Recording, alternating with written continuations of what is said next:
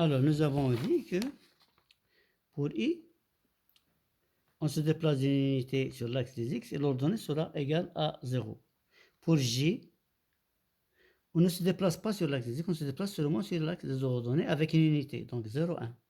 Pour O, on ne se déplace pas ni sur l'axe des X, ni sur l'axe, donc 0, 0. Coordonnées 0, 0. Abscisse 0, ordonnée 0. Alors maintenant, on va voir le repère dans l'espace. Le repère dans l'espace. Se repérer dans l'espace, alors, vous voyez donc, si on prend un point de l'espace, alors toujours se repérer par rapport à une origine. On choisit une origine O. Mais dans l'espace, vous voyez, il y a une infinité de droites, comme on l'a déjà dit, il y a une infinité de droites qui passent par ce point. Donc on ne peut pas prendre tous les points, une infinité de points pour repérer O. Donc il nous faut un minimum de points pour repérer, pour se repérer dans l'espace. Tout d'abord, on va choisir une origine. On choisit O, une origine. Alors, je vais la choisir un peu loin. Alors, pour se repérer, on choisit donc une origine O. Alors, se déplacer dans l'espace, il faut se déplacer dans le plan. Donc, on va choisir un autre point I. Donc, ça, pour se déplacer dans. Et on va choisir un autre point J. Voilà, un autre point J. Donc, voilà, déjà, on a défini un plan. Donc, il y a une direction au I et une direction au J. Alors, si je veux déplacer dans l'espace, je me déplace tout d'abord dans un plan, grâce à ces trois points-là, O, I, J. Je vais me déplacer dans le plan O, I, J. Alors, et je vais quitter ce plan pour aller, donc il me faut une autre direction pour atteindre supposons que je trouve M ici. Alors, je me déplace dans le plan. Je me déplace dans le plan, il y a une direction. Alors, je vais choisir une autre direction qui n'est pas sur le plan. Une autre direction que j'appelle OK. OK. Alors, je m'excuse ici, ce J, on va le déplacer. Ce J pour le positionner ici. Ah, cette direction OK, si vous voulez. La direction OK, elle est hors du plan OIJ.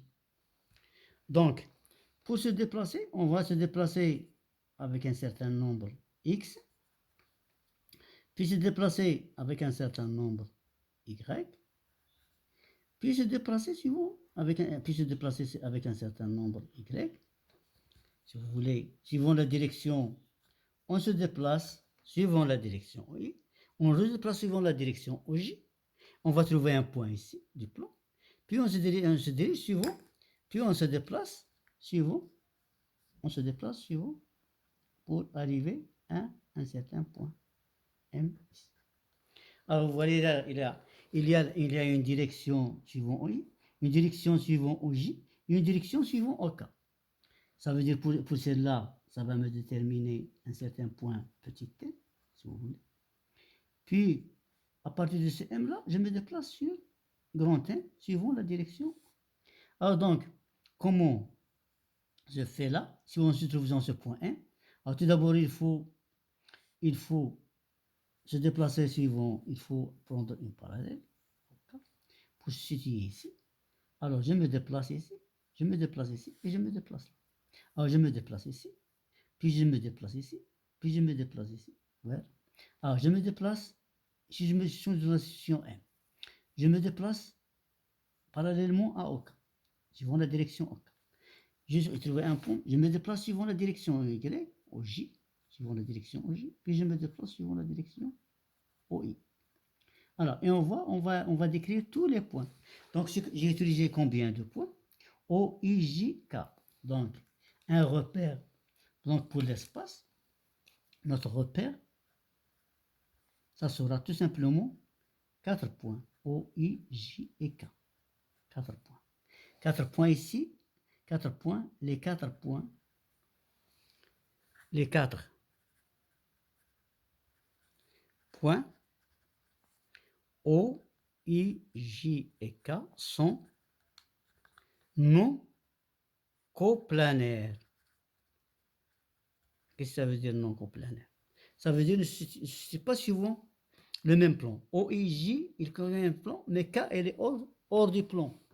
Hors du plan. Donc, se déplacer dans l'espace, c'est se déplacer suivant 3 directions. Première direction OI, deuxième direction OJ, troisième direction OK. Donc, on écrit le vecteur OM. On a besoin de 3 nombres, X OI, plus Y OJ, pour se déplacer, plus Z. Alors, Z, voilà, avec celle-là, Z et Z. Ici X, ici Y. Plus Y OJ, plus Z OK. Voilà, donc ça c'est un repère cartésien. Donc notre repère, c'est O, l'origine, OI, OJ, OK. Alors, on l'appelle repère cartésien, on l'appelle ici repère cartésien dans l'espace. Alors, c'est un repère cartésien dans l'espace, les positions des points, de tous les points de l'espace. Donc l'espace, on peut le mener, on peut le diriger grâce à 4 points. Si on change les points, on peut changer les sens, les directions. Si le sens OI, pour indiquer les nombres positifs, il a un sens de O vers I, de O vers J, de O vers K. Alors il y a deux, X peut être positif ou négatif, Y peut être positif ou négatif, Z peut être positif ou négatif. Alors, en ce qui concerne les points particuliers, eh bien toujours, on a O, l'origine 0, 0. I, regardez, on se déplace suivant la première droite au I, l'axe des abscisses, 0, 0. J, ça sera, on se déplace seulement, on ne se déplace pas sur OI, donc 0. On se déplace sur OJ avec 1, donc 1. On ne se déplace pas sur K, donc 0. Pour K, on ne se déplace pas sur OI, donc 0. On ne se déplace pas sur OJ, donc 0. On se déplace sur OK avec 1, une unité. Alors, donc, OI, c'est l'unité choisie sur cet axe. OJ, c'est l'unité choisie sur. Et OK, c'est l'unité choisie sur l'autre direction. Donc, on change de direction pour arriver à un point. On change 3 fois. Une fois, 2 fois, 3 fois. Voilà en ce qui concerne les coordonnées.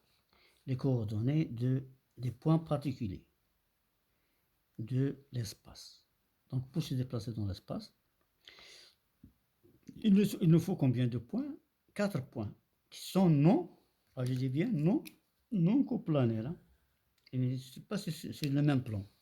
Bien sûr, si c'est le même plan, on ne va pas atteindre les points qui sont hors de ce plan. Donc, pour décrire l'espace, on a besoin de 3 directions. Et ces 3 directions sont désignées par l'origine, c'est-à-dire par rapport à une origine. On se repère par rapport à une origine. En ce qui concerne les autres repères, dans le plan, il y a un repère polaire. Et dans l'espace, on peut ajouter les coordonnées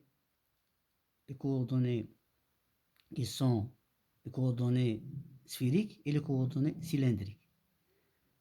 Pour d'autres coordonnées, d'autres repères. On va voir après les autres repères de plan, les repères polaires et les repères sphériques et cylindriques. Voilà, il me reste encore l'écriture de M. Le point M. Ici, le point M, on écrit M. M, on écrit comme ça, X, Y, Z. Ça s'appelle X, Y, Z, le triplet X, Y, Z, on l'appelle coordonnées cartésiennes. Coordonnées cartésiennes. Coordonnées cartésiennes.